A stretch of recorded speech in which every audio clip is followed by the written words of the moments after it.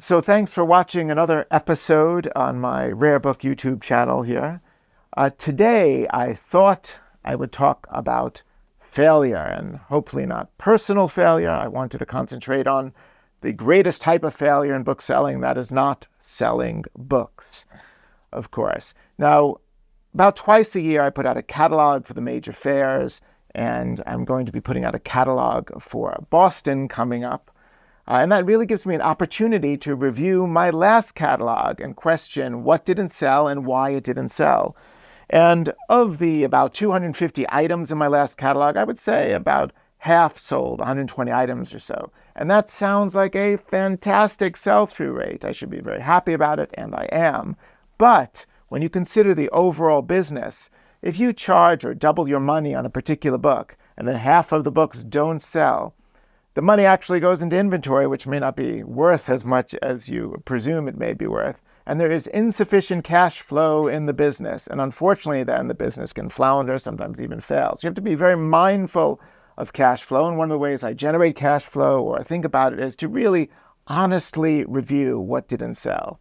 Now, thousands of years ago, they had the barter system where you could literally exchange wheat for barley and barley for wheat directly. And the idea behind that was to, have a quick solution for transactions. But over time, they invented a monetary unit, coinage and money, and they thought that that would inject some efficiency into economic transactions. And in some ways, it's done the complete opposite. There's a lot of inefficiency because now, unfortunately, I cannot go right into Bloomingdale's and take a nice black suit off the shelf and exchange it for a Geneva Bible. I actually have to sell the Bible first and turn it into something and then go buy the suit. So that gives me a lot of extra work. So I'd rather go back to bartering for it, perhaps.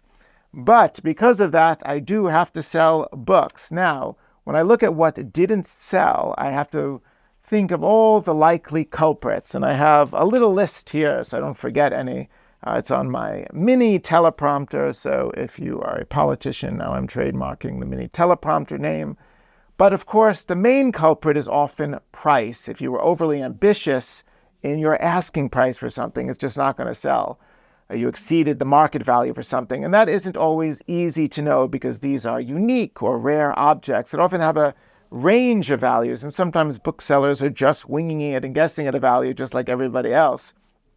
But if it didn't sell, of course, that's one of the main things you have to question. Is it priced too high? Another thing would be if it's too esoteric a subject matter, maybe too narrow a market. And I, because of personal interest, often am really interested in esoteric books. Sometimes I pick up something on a 17th century nun or a little pamphlet on dodo birds, especially rare if that dodo bird can fly. And not everybody is interested in flying dodo birds. So I may have picked a book that just has too narrow a market, unfortunately. There is, of course, poor marketing. Like in every business, it relies on marketing, and marketing is quickly changing with Instagram and social media and putting out catalogs and newsletters. And you always have to inject a lot of effort to market books, generally for your name and your branding, but also individual books when you analyze them and think, who wants this, and really target that particular person or market. Maybe I didn't engage with a customer enough because some of these books are incredibly complicated, but that's the art of storytelling. They often have wonderful hidden stories in them.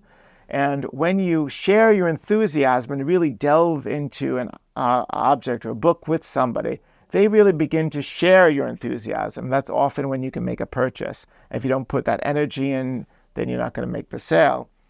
And I would also say books that are perhaps not in my specialty. Maybe I particularly love early manuscripts and books. Maybe I've gone outside my specialty. And finally, I would say there are books that I didn't catalog well enough, that they often have hidden things in them. People say, do you read the books that you're selling? And I think it's really important because sometimes you find something in the book that you didn't highlight or talk about that's really the critical and most interesting thing in that book. And I've had many descriptions where I've looked at and I've missed a fundamental important point about the book to describe.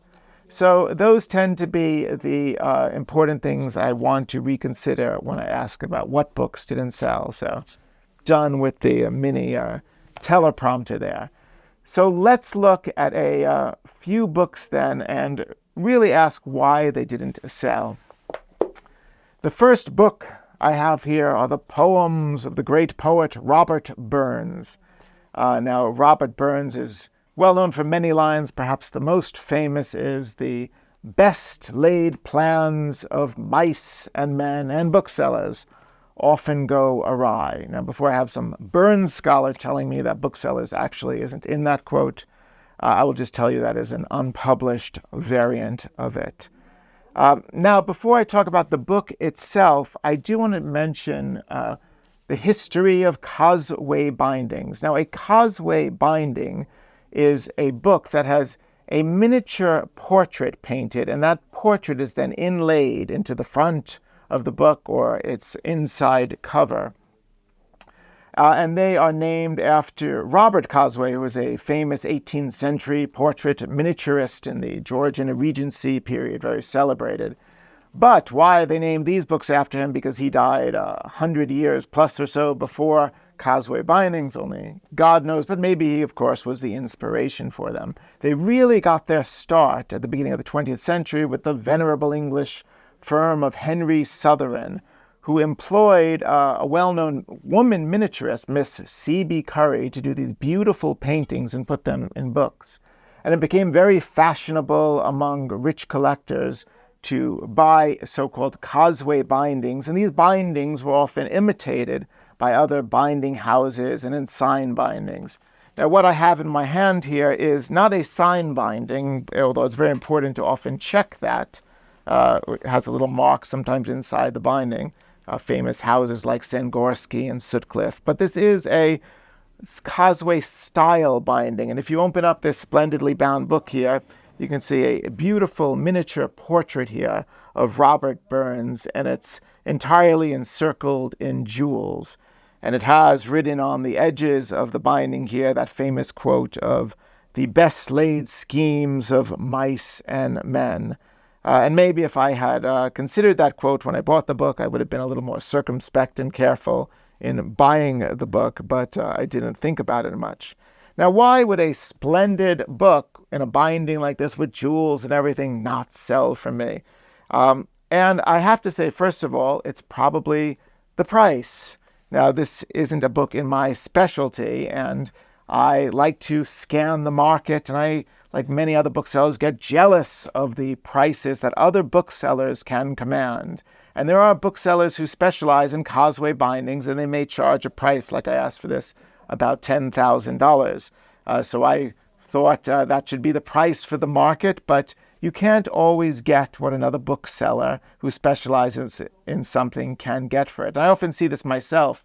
People come to me, private people, and they offer me a book for sale, like a signed copy of The Little Prince, which is a wonderful book, among my favorite. But they look online and they find that Bowman Books on Madison is selling a copy for $15,000.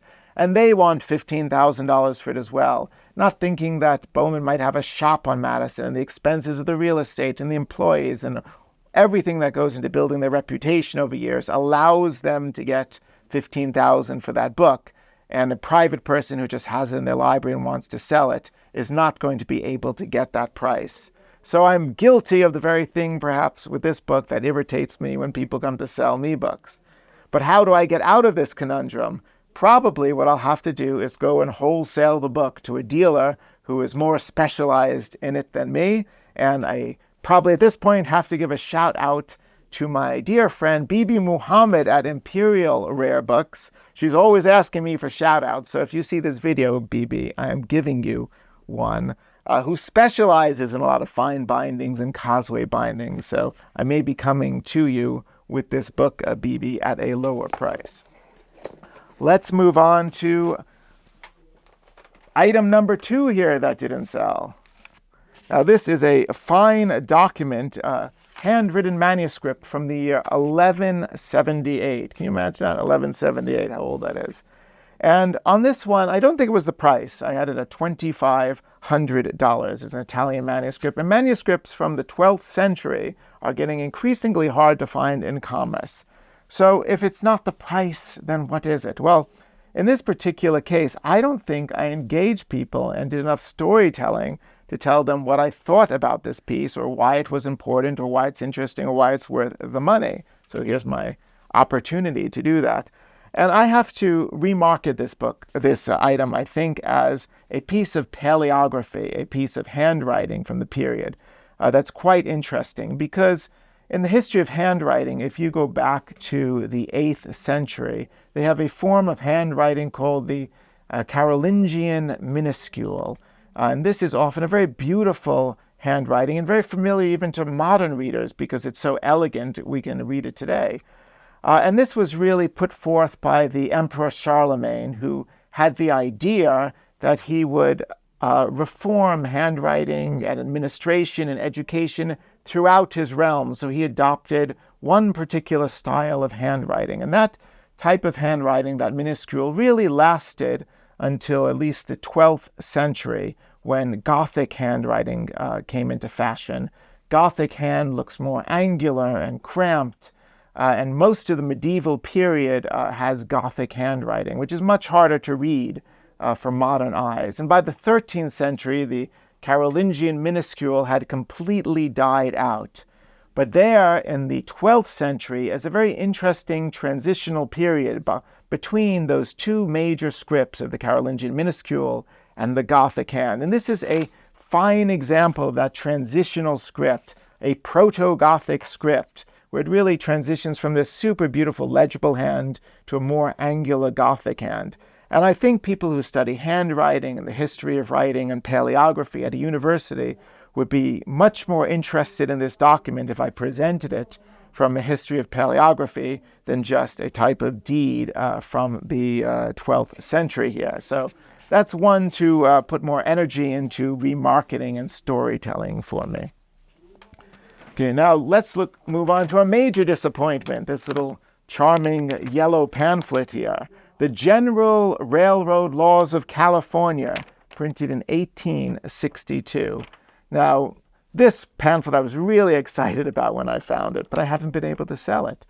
In 1869, famously at Promontory Point in Utah, Promontory Summit, the Union Pacific Railroad and the Central Pacific Railroad finally came together to form the Transcontinental Railroad. And this was a major economic achievement for the United States of America because it really exemplified the manifest destiny, the promise of manifest destiny in America, from sea to shining sea, to have a single railroad line across all of the United States.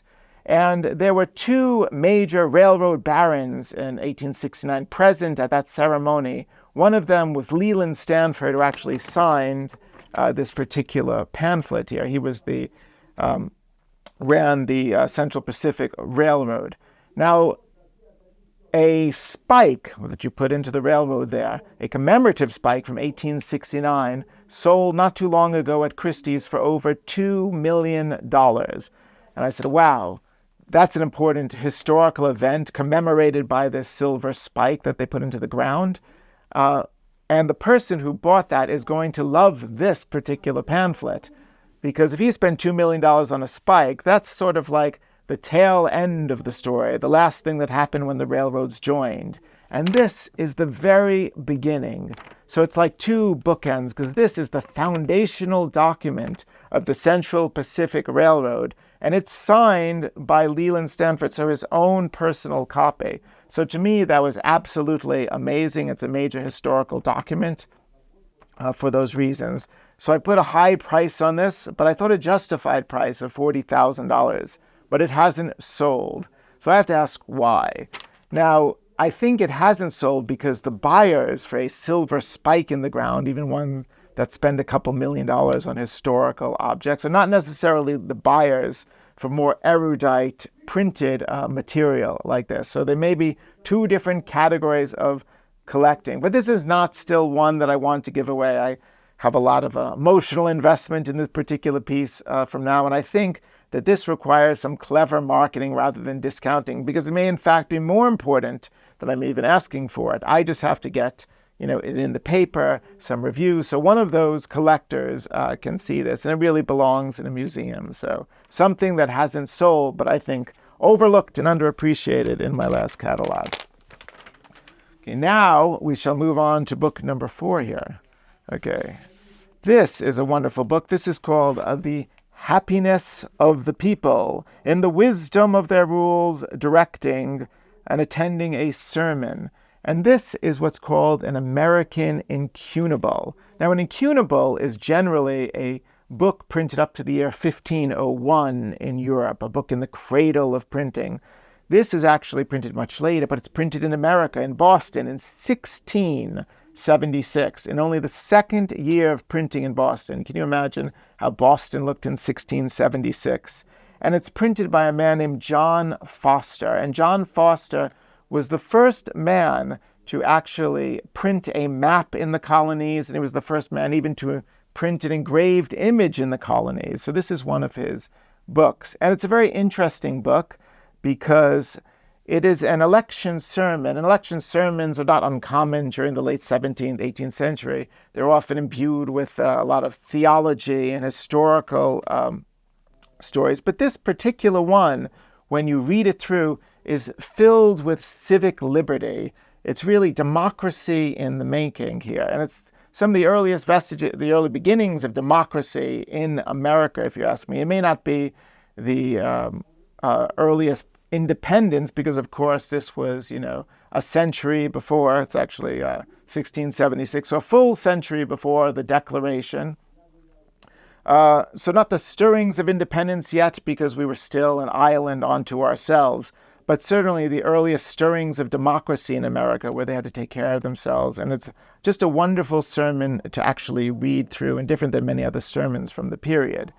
But why did this American and extremely rare incunable not sell for me? Well, I actually had a buyer for this, but just when I was about to sell it, another copy appeared on the market. You can Google anything today.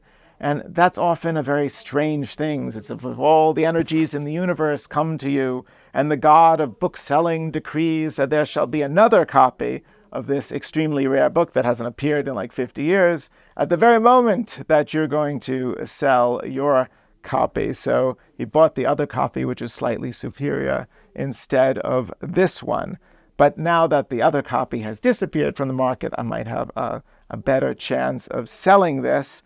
And there's a scene in Star Trek where the famous Q says to Captain Picard, he says, and whatever God you believe in, may he have mercy on your sale. He actually says soul, but for now I'll say mercy on the sale. So hopefully the God of bookselling will hear me for the next catalog for this. I'm going to move on to another book here. Another one that has not sold. This is a wonderful book printed in the year 1582, and this is A Discovery of Sundry Errors and Faults. This is what my entire video sounds like, a discovery of errors and faults. But this is written by a man named Edward Wersop, and it's on surveying, land measurement, and it's one of the earliest books on surveying in the Tudor period. Now, surveying and land measurement might sound particularly boring, but I assure you it's extremely important in the 16th century. All wealth was built on land ownership, and surveying, at least the refinement of surveying, which is what this book is about, was extremely important for military planning, as well as for, as I said, land ownership and economic matters. And not to mention map making, which would really come to the forefront in the age of Elizabethan exploration. And this is a wonderful and extremely rare book, but of course, again, did not sell. And the question is why? And the reason for this one goes back to my little original teleprompter list, and that is because of condition. Unfortunately, it is missing the last 2 pages. And in the world of rare books, when something is missing, it's often like this fatal flaw. I don't always agree with that, unfortunately, because I think if you find something unbelievably rare, and it's 500 or 400 something years old, and it's missing a page, it shouldn't be so dramatically devalued. But unfortunately, I have to respect the market, and generally when anything is missing in a book, people tend not to buy it. So I have to work very hard to sell a book like this. Maybe I'll make a facsimile page, which I haven't done yet, and see if I can sell it to an institution, but I probably will have to reduce the price dramatically on this wonderful book to sell it.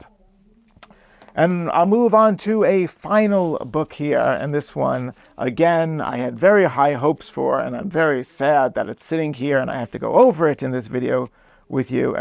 This is quite a mesmerizing book. It is from the early part of the 17th century, and it is a manuscript with over 200 drawings, rather mystical, mysterious drawings, of the prophecies of the popes, so a prophetic manuscript.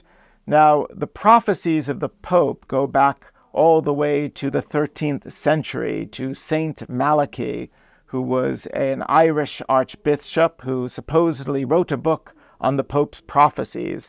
And it was printed in the year 1595 by Arnoldus de Wien, I think, a Benedictine monk who printed his work. Now, nobody knows for sure if he really got a 13th century manuscript, or if he invented all of it and it's a historical fabrication for political purposes, a forgery, which was not uncommon in the Renaissance.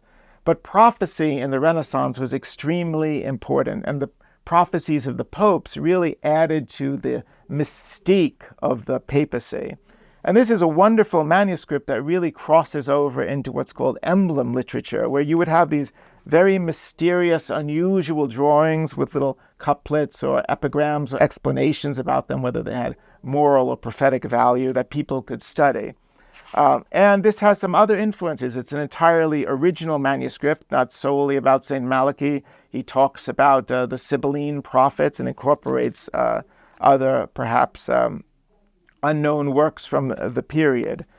But I'm still holding it in my hands. And there's two reasons I think it didn't sell with reflection. One, again, goes back to condition. Again, there's quite a number of pages here that have been restored. I don't know where this was found a century ago, but somebody has done careful restoration, recognize its importance, but unfortunately it is restored, and that's always a problem. But the more serious problem to me is I think it is all over the place. And by that I mean in subject matter. It is a very complicated book. And it's really a PhD thesis in the making here to understand all of these unusual drawings and the meaning and who wrote this. It's one great big mystery. And I could only put so much energy and effort into describing it. But oftentimes when you describe an expensive book, collectors and libraries really want it placed on a silver platter. This is what it is, page 1 through 100, and you know pretty much everything about it, and you've written a wonderful essay. And when you present them, a mystery is still to be solved. It's not an easy thing to sell, even if it's a wonderful mystery. So I'll have to still continue to work on this one, but maybe I'll go through it and I'll discover something unusual that I've overlooked in it and can really highlight that as a critical point. And then just off of that, I'll sum up by saying one thing. Going through old books again and really reading them and finding something that you haven't talked about or discovered or thought about before or a different angle is really important. I think only last week I had a book that was sitting on my shelf for about 10 years that nobody wanted to buy. It was a history of the city of Arles in France. And presented as that, it's too narrow a subject. But I was reading through the 17th century book, and it had very interesting letters written from the persecuted Jewish community in the 15th century in Arles to the Jews in Constantinople, where they were protected under the Turkish Sultan Bayezid. And I talked about that on Instagram as a little reel, and all of a sudden 10 people wanted to buy this book. That's been sitting on my shelf unloved for 10 years. So well worth to reconsider and re-examine even the inventory and books you already have. So thank you so much for watching another episode, and I'll try and do these as frequently as I can. And please hit that important subscribe button, and we'll be in touch.